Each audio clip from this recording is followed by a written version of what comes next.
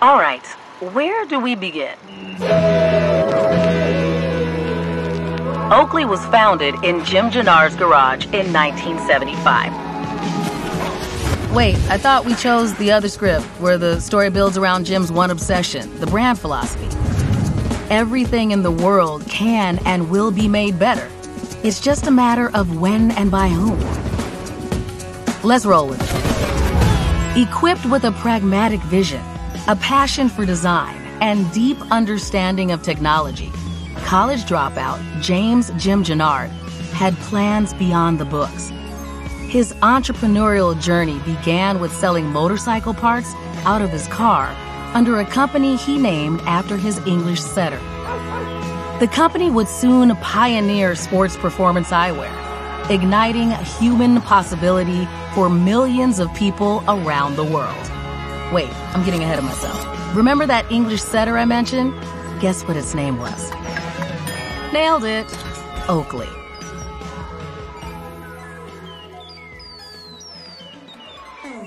With an exclusive rubber compound registered under the name unobtainium, an ergonomic cam-shaped design, and an octopus tread pattern for improved traction, Jim launched the Oakley Grip. This sport-changing product created a business platform for Jim that was more than two wheels.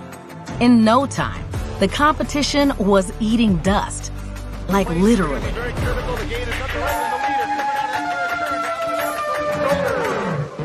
Fast forward to 1980.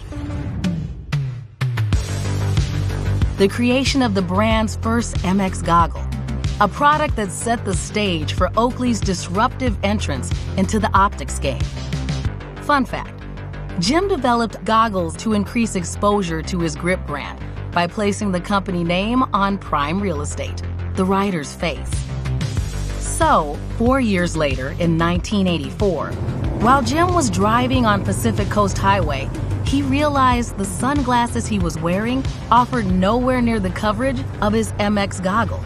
Jim had an epiphany.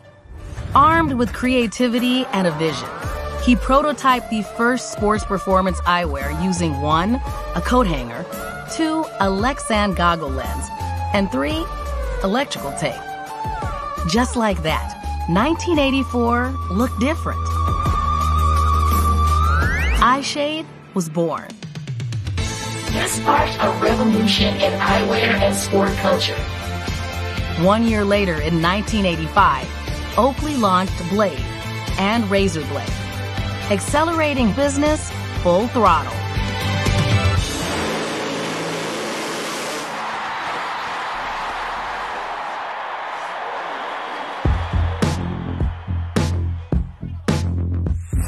Jim's superior products and crafty marketing tactics sent a groundswell through sports, disrupting the way athletes interact with brands.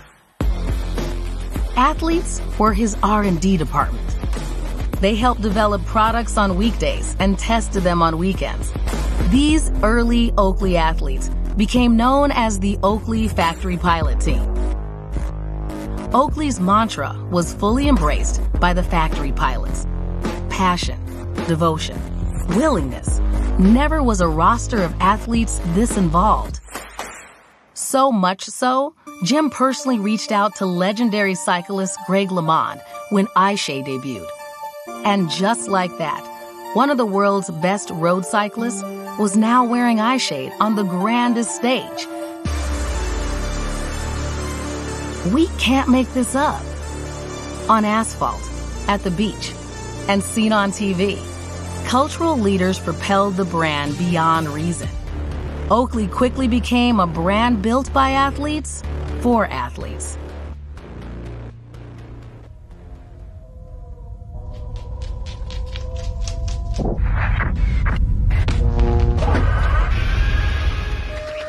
Riding the momentum of the 90s, Oakley had to build up its operations. The demand was through the roof, so we needed a bigger one. No, but seriously, a much bigger one. Word in the hallways was that the commercial success of Eye Jacket in 1992 paid for a fair share of Oakley's post-apocalyptic inspired new home.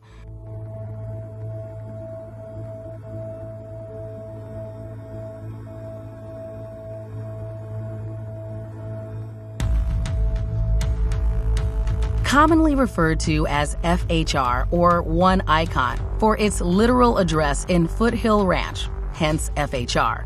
The iconic Oakley headquarters is not your ordinary office space. It's an architectural marvel, designed by former Oakley CEO Colin Baden. It was disruption by design, meant to be more than manufacturing and meeting rooms. One Icon features a thermonuclear-proof lobby, a full-size theater, a dirt lab for biking. It's home to the brand's museum and the Thunderdome, our design team's think tank that originally included a basketball court designed for a guy known as MJ. Yeah, you know which one I'm talking about. Trivia.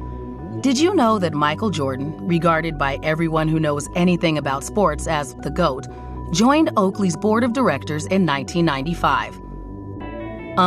His Airness himself. As the face of the X Medal collection in 97 and the Oakley Watch program in 98, Jordan's career was reaching its pinnacle, pretty much turning everything he touched into gold, like the exclusive 18-karat gold time bomb he wore proudly. It's the tank, the torpedo, the spikes, the pirate flag, the secret rooms. Oh, no, can't talk about that. As I was saying, One Icon is a sanctuary above the rest.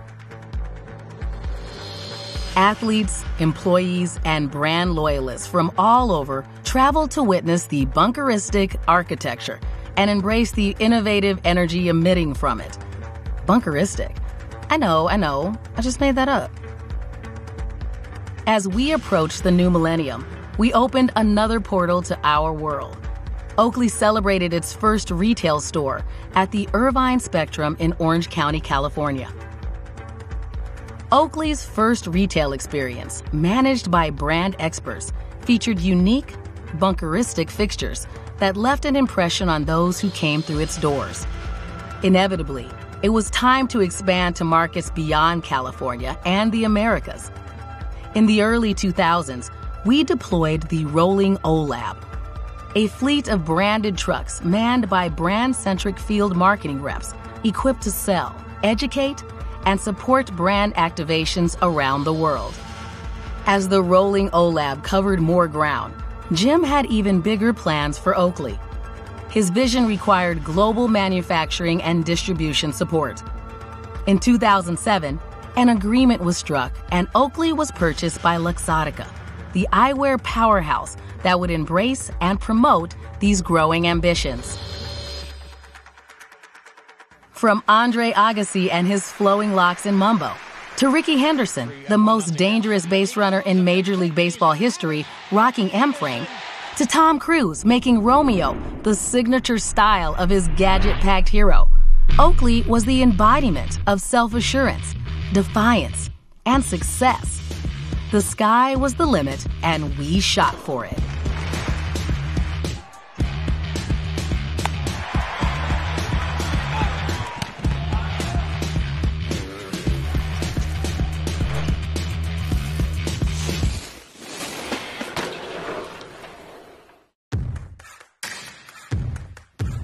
Speaking of icons, what does iconic mean for Oakley?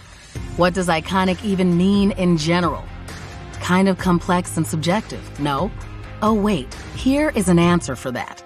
Iconic reshapes the way we think, the way we experience, and the way we do things. I see the finish line. It satisfies the eye, the mind, and the heart. Iconic is our methods.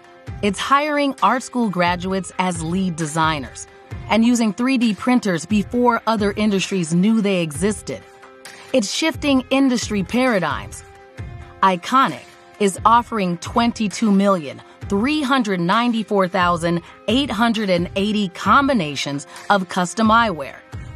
celebrating self-expression and individualism. Iconic is securing hundreds of patents for our inventions. It's the mad scientists sculpting cast titanium or formulating prism lens dyes to enhance contrast and color so we can see more detail. Iconic is testing, breaking, failing fast, and learning faster. Nope, we're not done yet. Iconic is unquestionably diversifying the business, like entering the footwear market with confidence, to one day being celebrated in a museum for design contribution. Quite literally, Flesh and Shoe One made it to the San Francisco Museum of Modern Art, and yes, we're proud of that. Oh, and in the same year, Oakley took on the watch industry with our first explosive creation named Time Bomb. The Postal Service didn't think shipping time bombs was funny or clever. Not funny. Iconic is making the world's lightest eyewear. It's blending electronics with wearables. What's my pace? It's 7 minutes, 32 seconds per mile. It's offering an integrated head protection system with goggles and helmets. It's reinventing lens arc for the 4th time with Oakley Kato and pushing all conventions forward again. Iconic is creating a brand aesthetic celebrated around the world for its bold, rebellious spirit for close to 50 years. So what's unmistakably Oakley? We do what others are afraid to do. We do what others can't do. Hey, I thought we decided not to call the 1984 frog skins iconic. It's in a category of its own. Put simply, frog skins were a more conventional commercial style to balance risks with opportunities for mass appeal, as eyeshade were flying off the shelves and blades were on the drawing board. Here's how Jim struck compromise with such a product. 1. Sell the hell out of them, but name them after a euphemism for money to remind himself why he created this product. 2. Use frogskin's success to develop the industry's best optics and make them science-wrapped in art.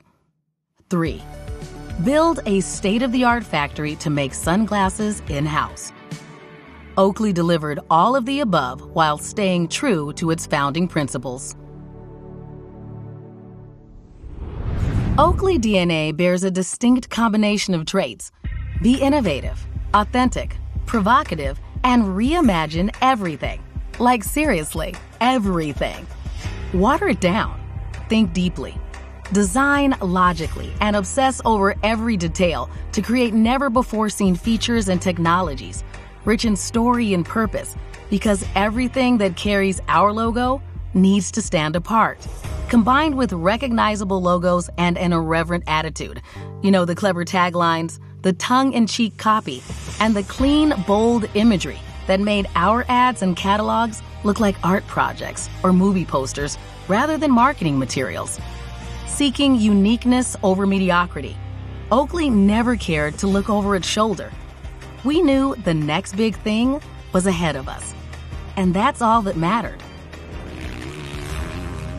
It was 1992 when we sharpened our vision, introducing Oakley's first ophthalmic lenses. Combining our revolutionary lens technology and influence in sport, the brand opened a new vertical, setting our sights even higher. How about those puns?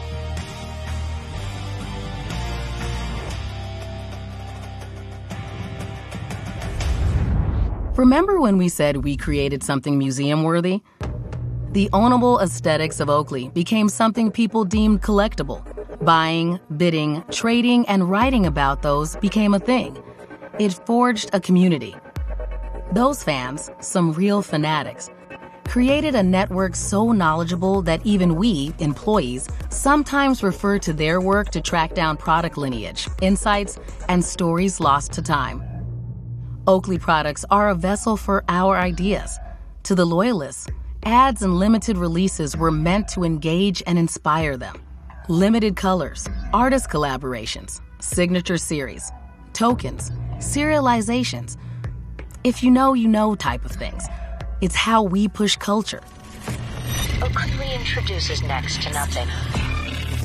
1996 debuted another Oakley ritual with our first safe house at the Atlanta Summer Olympics, providing a sanctuary for athletes to focus on their goals. The tradition of grandiose statements on the biggest stage in sport continued with Over the Top on Otto Bolden in Sydney in 2000. Distinct Team Oakley colorways like the Peace Driving Harmony Fade for 2018's Pyeongchang Games. More stories than we have time for today, I'm afraid. One thing is for sure. Almost 30 years later, the Olympic Games are still our pride and joy. But as I mentioned, evolution at Oakley never ends. New products, new sports, new athletes. We cherish our heritage. We've rubbed shoulders with the greatest of all time, and we continue to modernize our most iconic products. Like in recent years, Mark Cavendish made what may be considered the greatest comeback in sports history in Oakley Kato with physiomorphic geometry lenses. Or there's Kylian Mbappe, already playing in 2 World Cups and outscoring everyone his age. Be who you are. And since 2018, when Oakley became the official eyewear partner of the National Football League, sponsoring Patrick Mahomes' 2-time league MVP and Super Bowl champion. What about my girl Michaela Schifrin, rocking Oakley and becoming the most decorated alpine skier in history? Represent.